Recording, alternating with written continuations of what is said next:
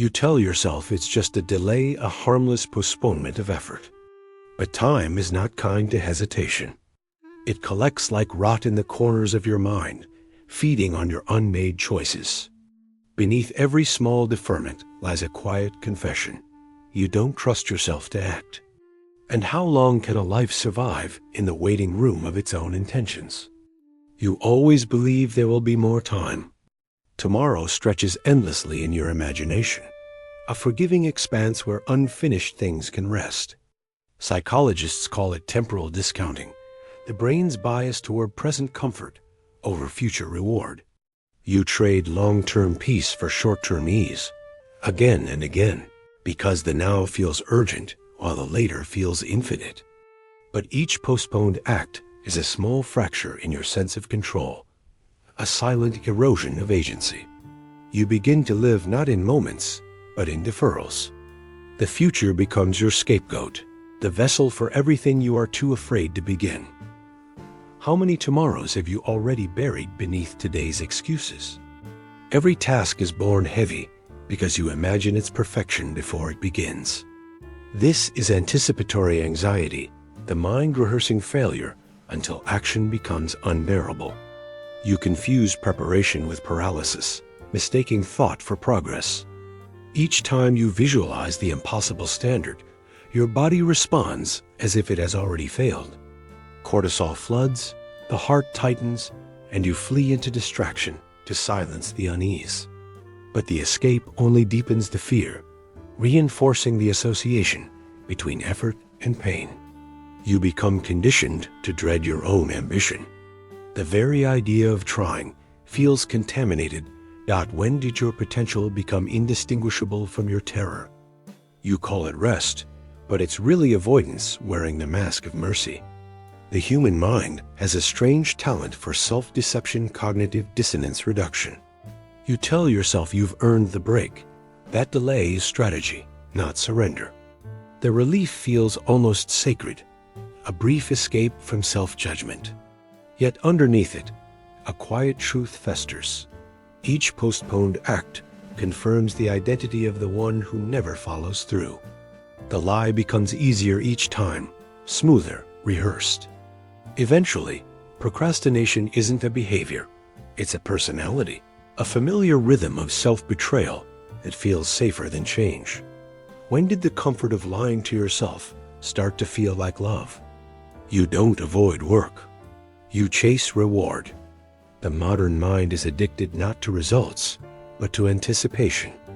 Each notification, each small distraction, offers a spike of dopamine, a counterfeit sense of achievement. Neurologically, it mirrors the pleasure of progress without the burden of effort. This is the trap of instant gratification. The brain learns that stimulation is easier than satisfaction. So you scroll, refresh, consume, mistaking motion for momentum. Meanwhile, your deeper goals starve in the background, stripped of emotional urgency. You've been trained to crave beginnings, not completions. How can you ever finish anything when your mind is addicted to almost? Every time you postpone, you preserve a version of yourself that still could. Psychologists call this possible selves theory, the mind's attempt to protect its imagined potential. As long as you don't act, failure remains hypothetical. You live suspended between who you are and who you might have been, guarding the illusion that greatness still waits untouched. Action would shatter it, forcing confrontation with your own limits. So you linger, not because you're lazy, but because you're mourning the perfection of what's never been tested. In inaction, you remain infinite. Is your procrastination really fear of failure, or fear of discovering you're ordinary? You delay because you crave control. Perfectionism, at its core, is not excellence, it's fear disguised as order.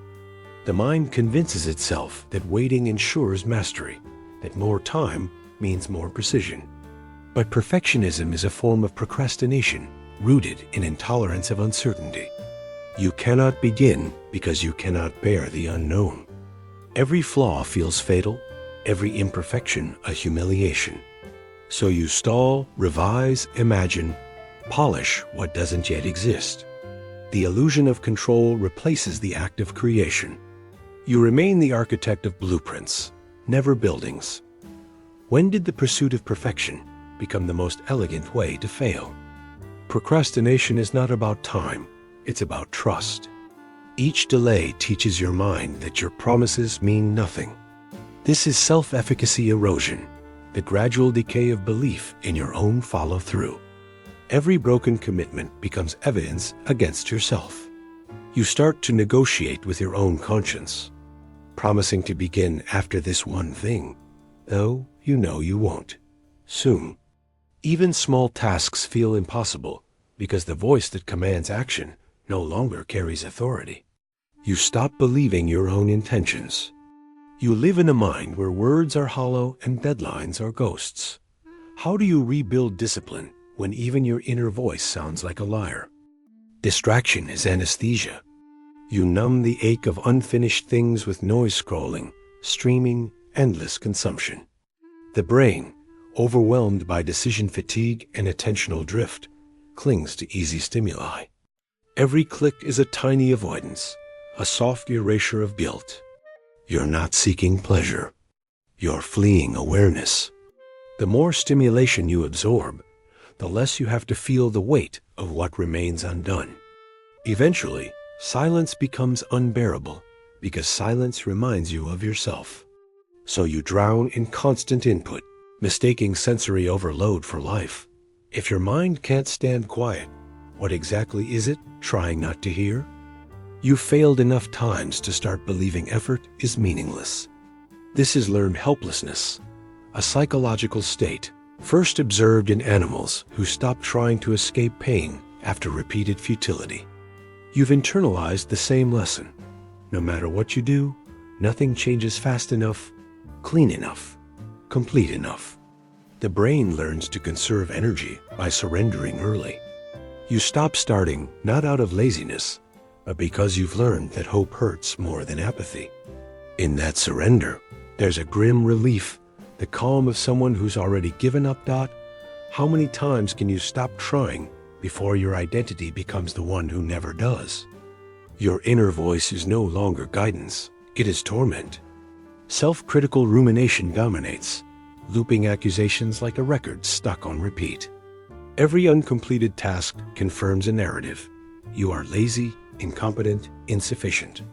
The more you judge yourself, the more you avoid action, creating a cycle where thought punishes movement. You rehearse failure until the idea of beginning feels like assault. Even tiny steps toward progress are suffocated by the weight of imagined inadequacy. You exist in a mind where introspection has become an executioner.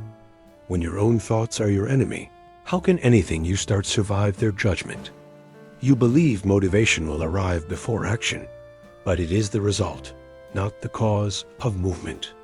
Activation energy, the initial effort required to begin, is always greater than the desire to start. You wait for inspiration, unaware that waiting is the trap. Every deferred task erodes the neural pathways that could have built momentum, leaving you stranded in the wasteland between intention and action. Motivation becomes a ghost, appearing only for those who have already begun, mocking you for believing it could guide you. If you never move first, can you ever claim to feel anything at all? Choice paralyzes. The paradox of choice explains why more possibilities often lead to less action. Every option becomes a question, every decision a trial. Your mind overanalyzes, anticipating regret, weighing outcomes, imagining failure in all permutations. Even simplicity becomes a labyrinth. The sheer abundance of paths ensures that none are taken, because each path carries risk, and each risk is unbearable. You are trapped in a loop of evaluation, incapable of committing to one reality, while every moment of indecision solidifies into an action. When every path threatens error, how can you ever walk forward? Memory is not neutral. It is a prison. Negative bias ensures that your mind clings to past mistakes, replaying them endlessly as evidence of incapacity. Each failure whispers that the next attempt will be no different, That effort is a rehearsal for disappointment. You procrastinate not for comfort, but to avoid reliving that familiar sting. The past is stitched into the present, and every unfinished task becomes a reminder that history is undefeated. You are tethered to ghosts of yourself, haunted by what you didn't do, as if inaction could protect you from the cruelty of memory. If your past always anticipates your future, what chance does action ever have? Procrastination is a habit reinforced by negative reinforcement. Every time you delay, you escape temporary discomfort, the anxiety of beginning, the fear of failure, the confrontation with your limits. Your brain learns that postponement soothes, and the pattern deepens, a vicious loop that feels instinctive. Over time, the act of waiting becomes comforting, even pleasurable. You crave the tension of the undone, the quiet power of avoidance. Your life compresses into a series of deferrals, each one reinforcing the belief that you are not yet ready. Never enough, always incomplete. When delay becomes your drug, how can you ever distinguish desire from dependency? Procrastination does not merely steal time, it erodes selfhood. As identity theory suggests, the self is constructed through consistent action. Each choice, each commitment, is a stitch in the fabric of who you are. Delay unravels that fabric. You begin to recognize yourself less in your actions and more in your hesitation. You are the person who thinks, plans, and waits, but rarely becomes. In that endless postponement, your essence collapses into a shadow of intentions, a ghost inhabiting a life that has already passed. If who you are is defined by what you do, what remains of you when doing ceases entirely? Look closely. The life you imagined is already a phantom.